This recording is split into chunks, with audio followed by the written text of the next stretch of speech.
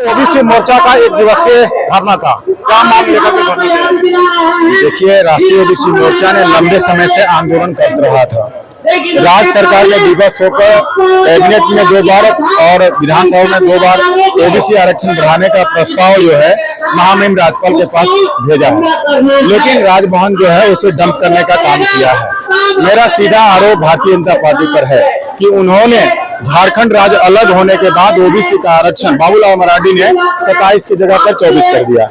अब वर्तमान 14 कर दिया था। आज वर्तमान में हेमंत की सरकार ने उन्होंने आरक्षण बढ़ाने का जो प्रस्ताव दिया है उसका समर्थन करके इस राज्य में 27% ही नहीं 50% दिलवाने का काम भारतीय जनता पार्टी के नेता करें।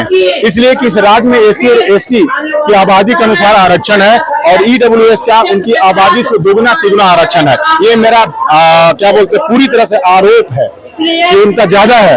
अगर किसी को शक है तो जातीय जनगणना कराकर देख ले। इसलिए हमें ये आरक्षण मिलना चाहिए, तनिक भी देर नहीं होनी चाहिए, विधानसभा के पहले होना चाहिए। दूसरा है कि ओबीसी स्वतंत्र मंत्रालय का गठन हो केंद्र में और राज्य में भी। हमारा जो प्रमोशन में रिजर्वेशन नहीं होने के कारण उच्च पदों पर ओबीसी के अधिकारी नहीं पहुंच पाते हैं। प्रमोशन में रिजर्वेशन का जो ये प्रावधान क्रीमी लेयर जो लगाया गया है, क्रीमी लेयर के कारण जो है हमारे लोग का जो है अधिकार छीना जा रहा है। हमारी मांग और भी है कि जाति जनगणना हो। इन्हीं सब मुद्दों को साथ जो है लोग यहाँ धरना दिए हुए हैं और महामहिम के पास जो है वो मांग पत्र सौंपने जा रहे हैं।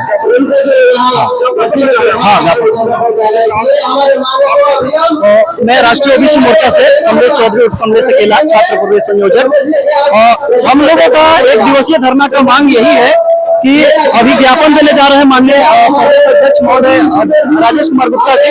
मांग ये है कि आज देश की आजादी के 70 साल से देख रहे हैं कि सबसे ज्यादा अगर शोषित है, सबसे ज्यादा पीड़ित है तो हमारा पिछड़ा वर्ग है। और पिछड़ा वर्ग को शोषित और पीड़ित करने का कारण है कि हमारे जुडिशियरी में जज नहीं है, कॉलेजियम प्रणाली के जुडिशियरी में हमारे औसत जज नहीं है।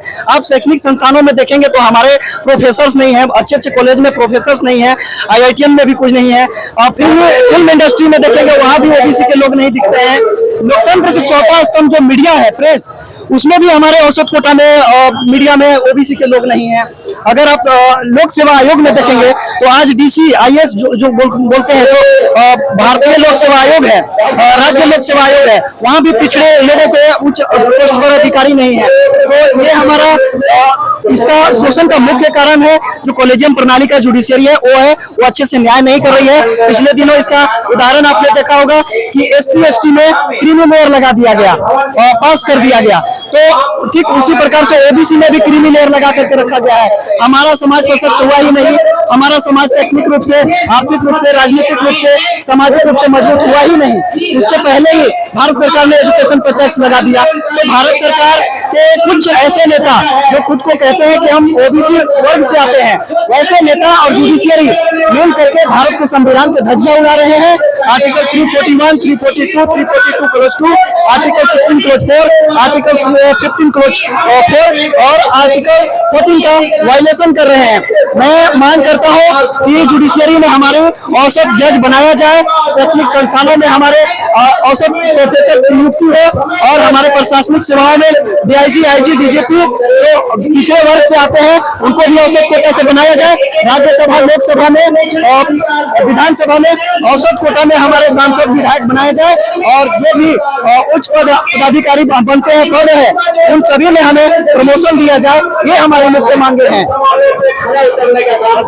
परिचय मेरा नाम कमलेश चौधरी, गढ़वा झारखंड से, ओबीसी राष्ट्रीय ओबीसी छात्र मोर्चा प्रदेश।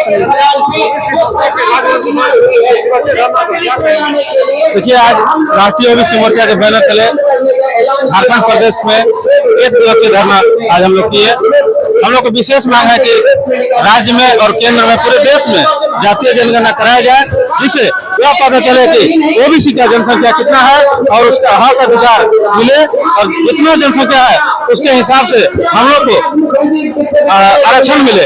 आज झारखंड में मात्र 3% अगड़ी जाति के लोग को ईडब्ल्यूएस के माध्यम से 10% लोग को आरक्षण मिल गया, जो बहुत ज्यादा है।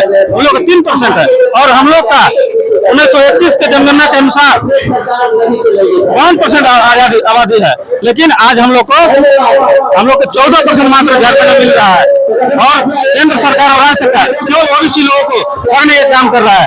शुभम गुप्ता, जिला अध्यक्ष राष्ट्रीय ओबीसी मोर्चा, युवा गढ़वा।